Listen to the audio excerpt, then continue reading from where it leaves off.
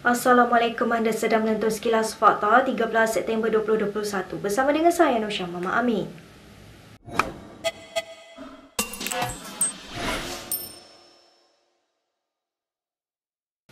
Kerajaan dan Pakatan Harapan hari ini melakar satu sejarah buat negara dengan memeterai Memorandum Persefahaman Transformasi dan Kestabilan Politik. Perjanjian itu ditandatangani antara wakil-wakil kerajaan dan PH di bangunan Parlimen petang ini. Dalam kenyataannya, Perdana Menteri Ismail Sabri Yaakob berkata, MOU itu sejajar dengan titah yang di-Pertuan Agong supaya semua pihak membentuk kerjasama dwipartisan yang ampuh dan mantap.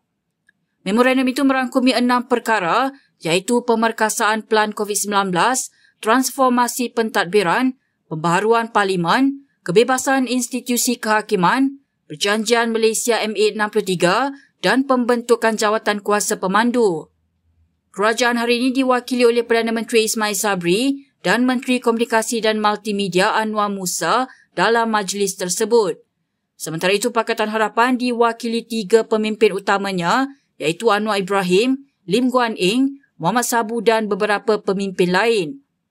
Pimpinan Pakatan Harapan sebelum ini memberi jaminan akan mendedahkan isi perjanjian tersebut kepada umum.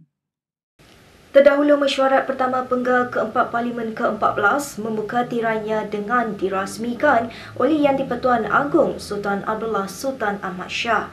Dalam titah pembukaannya, baginda menasihatkan semua ahli parlimen untuk mengamalkan demokrasi bermusyawarah dalam mencari penyelesaian masalah. Di sini beta turut menyambut baik dan amat menghargai usaha-usaha ke arah merealisasikan pendekatan baharu kerjasama dwipartisan antara semua pihak yang bakal membentuk lanskap politik baharu dan membawa perubahan dalam sistem pentadbiran negara. Dalam pada itu, baginda turut menasihatkan wakil-wakil rakyat supaya tidak meletakkan nasib negara dan rakyat sebagai pertaruhan untuk mencapai agenda tertentu. Terlalu ramai rakyat beta yang terkesan dengan penularan pandemik ini. Dan terlalu ramai juga rakyat beta yang telah kehilangan sumber rezeki. Ratusan pucuk surat telah beta terima dari rakyat beta yang merintih penuh duka dengan 1000 harapan agar sinar perubahan dapat mereka kecapi dengan segera bagi meneruskan kehidupan seharian seperti biasa. Persidangan Dewan Rakyat kali ini akan berlangsung selama 17 hari dan berakhir pada 12 Oktober, manakala Dewan Negara menyambung persidangan dari 4 hingga 26 Oktober depan.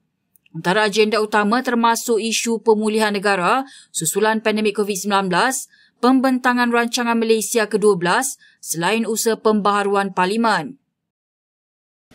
Baik, berita yang seterusnya. Seorang pemimpin DAP menafikan dakwaan Ketua Parti Pejuang Wilayah Persekutuan Khairuddin Abu Hassan bahawa PH telah mengetepikan parti pembangkang lain berhubung MOU dengan kerajaan petang ini. Setiausaha organisasi DAP Anthony Loke malah menyifatkan dakwaan Khairuddin itu sebagai tidak berasas sama sekali. Menurut Loke, dalam satu hantaran di Facebook, pimpinan tertinggi PH sudah mengadakan perbincangan dengan semua pimpinan parti pembangkang lain berkenaan proses rundingan dengan Putrajaya. Malah katanya petang semalam satu taklimat khas disampaikan oleh pimpinan tertinggi PH kepada Presiden Pejuang Mukhlis Mahathir berkenaan isi kandungan MOU tersebut. Tambahnya, PH dimaklumkan Pejuang dan Warisan belum bersedia untuk menandatangani MOU dengan kerajaan.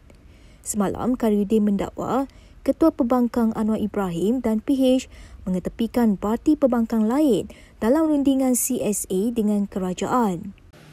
Sementara itu, Parti Warisan menjelaskan mereka tidak bersama PH dalam menjayakan MOU dengan kerajaan kerana tidak dilibatkan dari awal. Sebaliknya, kata Ketua Wira Warisan Muhammad Aziz Jaman, partinya hanya dijemput pada peringkat akhir, iaitu selepas PH dan kerajaan mencapai persetujuan untuk menandatangani MOU itu.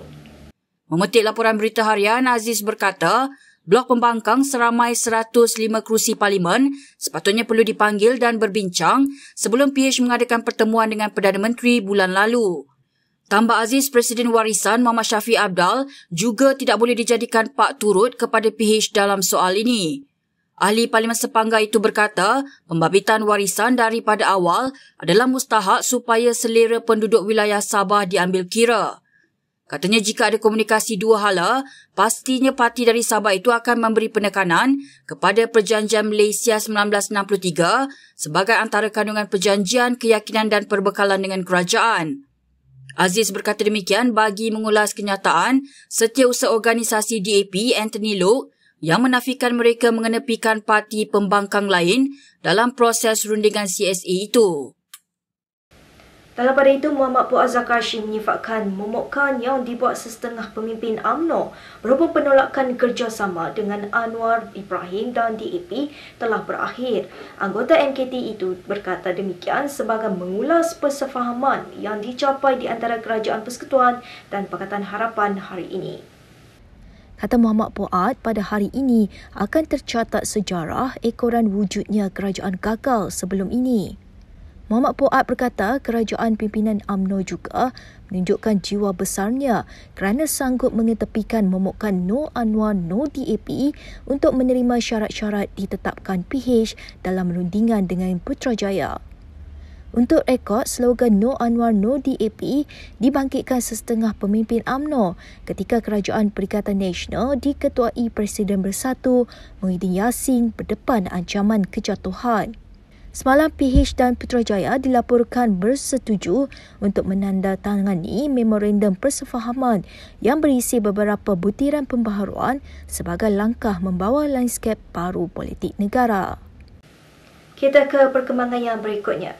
Persatuan Ulama Malaysia mengingatkan semua pihak agar berhati-hati semasa menyatakan pandangan berhubung hal ehwal agama Islam di negara ini. Setiausaha Agung PUM Muhammad Roslan Muhammad Noor berkata, ia termasuk isu kota yang diperuntukkan untuk orang kenamaan di Jabatan Kerajaan bagi solat Jumaat.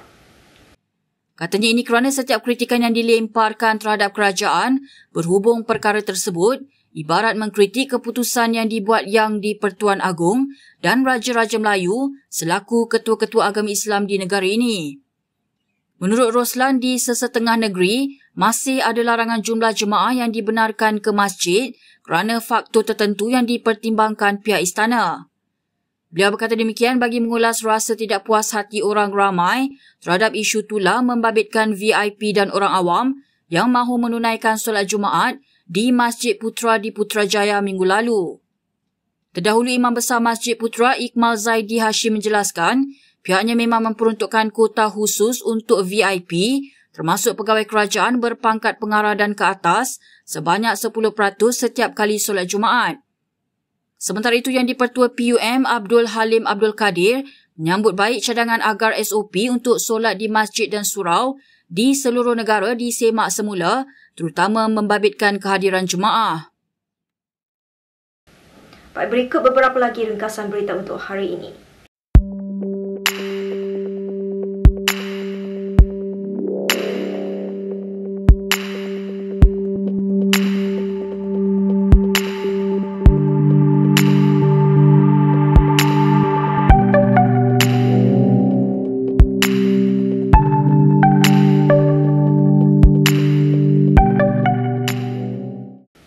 Sekian sahaja daripada saya Nur Syah Mama Amin untuk Sekilas Fakta. Untuk lebih banyak berita, anda boleh melayari kinitv.com.